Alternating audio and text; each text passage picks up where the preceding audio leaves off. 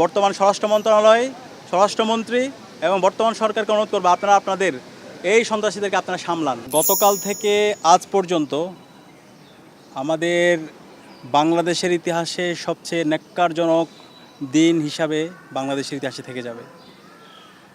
গতকালকে একটা ফেক প্রোটোকলের উপর ভিত্তি করে ঢাকা বিশ্ববিদ্যালয়ের শিক্ষার্থী আব্দুল্লাহ আল মাহমুদকে ছাত্রদলের সন্ত্রাসীরা তাকে জীবন নাশের জন্য তাকে হত্যার হুমকি দিয়েছিল। পরবর্তীতে তার জীবনের নিরাপত্তার জন্য থানায় গিয়েছিল। থানায় গিয়ে জিডি করার জন্য গিয়েছিল, একটা সাধারণ ডায়েরি করবে। কিন্তু আমরা দেখতে পেয়েছি সে যখন থানায় গিয়েছে ওই সময়ে থানার মধ্যে ছাত্রদলের, বিশ্ববিদ্যালয়ের সন্ত্রাসীরা এবং বহিরাগত সন্ত্রাসীরা আব্দুল্লাহ আল মাহমুদ এবং তার সাথে যারা ছিল তাদের সবার উপর বর্বরচিত হামলা করে। পরবর্তীতে আমাদের ডাকসুর পক্ষ থেকে মুসাদ্দিক, জুবায়ের সহ একটা প্রতিনিধি যায়, তাদেরকে শাহবাগ থানার গেট থেকে ওসির রুম পর্যন্ত মারতে মারতে এবং তাদেরকে বেদরক পিটাতে পিটাতে তাদেরকে রুম পর্যন্ত নিয়ে যায়। এবং পুরো এই যে হামলা, সে হামলা আমরা দেখতে পেয়েছি বিশ্ববিদ্যালয় ছাত্রদলের সভাপতি সাহস এবং বিভিন্ন পর্যায়ে তাদের নেতৃবৃন্দকে আমরা দেখতে পেয়েছি, বহিরাগত নেতৃবৃন্দকে দেখতে পেয়েছি। এবং গতকালকে সারা রাত ধরে আমরা দেখতে পেয়েছি এবং পুরো ঘটনা জুড়ে একটা ফেক ফটোকার্ড নিয়ে তারা সারা দেশে একটা সহিংসতা, ক্যাম্পাসগুলোতে একটা সহিংসতার মাধ্যমে আধিপত্য বিস্তার করা।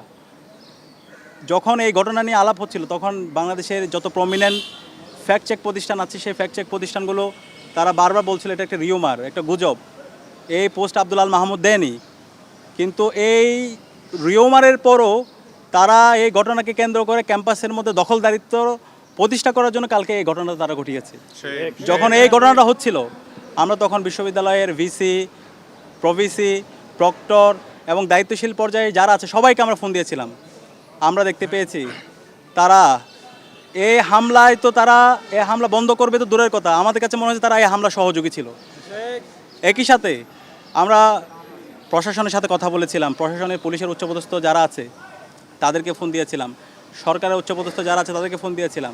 কিন্তু আমাদের কাছে মনে হয়েছে গতকালকে যে হামলা হয়েছে থানায় শিক্ষার্থীদের উপর যেভাবে নৃশংস হামলা, এই হামলায় পুলিশ, ছাত্রদল, প্রশাসন, বিশ্ববিদ্যালয় প্রশাসন সবাই একাকার হয়ে গতকালকে এই নৃশংস হামলা চালিয়েছে।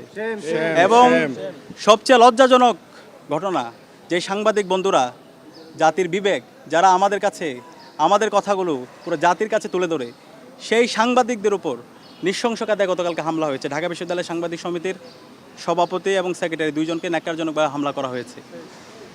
পুরো সময় জুড়ে আমরা যখন পুলিশকে জিজ্ঞেস করছিলাম আপনারা কিসের বেসিসে আব্দুল্লাহ আল মাহমুদকে আপনারা থানায় নিয়ে এসেছেন, তাকে হয়রানি করছেন, এইটা হচ্ছে সুস্পষ্ট একটা ফেক একটা স্ক্রিনশট।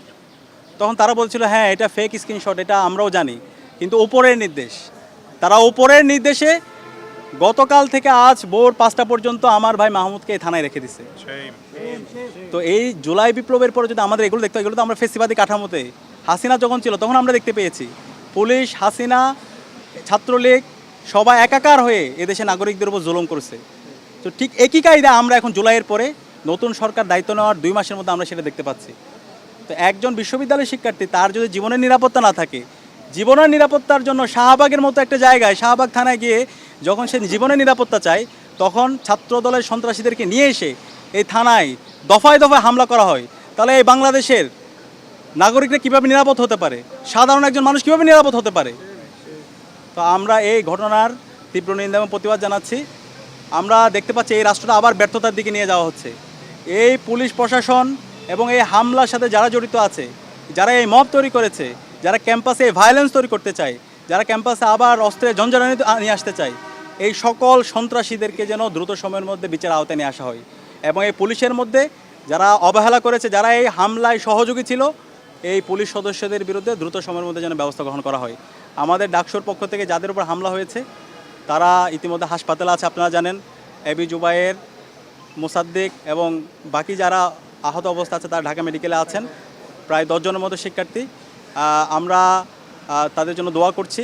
একই সাথে যারা এই হামলার সাথে জড়িত ছিল, আমরা বাংলাদেশের ছাত্র সমাজকে এবং সর্বস্তরের নাগরিককে অনুরোধ করব এই কালপ্রিটদের বিরুদ্ধে আপনারা সামাজিকভাবে বয়কট করবেন।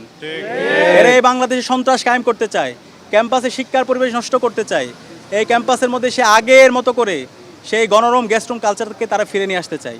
এবং আমরা হুঁশিয়ার করছি আমরা বেঁচে থাকতে এই ক্যাম্পাসে আর গণরুম গেস্টরুম কালচার ফিরে আসতে দিব না। ক্যাম্পাসের মধ্যে অস্ত্রে ঝঞ্ঝানি দিয়ে আবার নতুন তারা রাজনীতি বিনির্মাণ করবে, সেটা হইতে আমরা দিব না।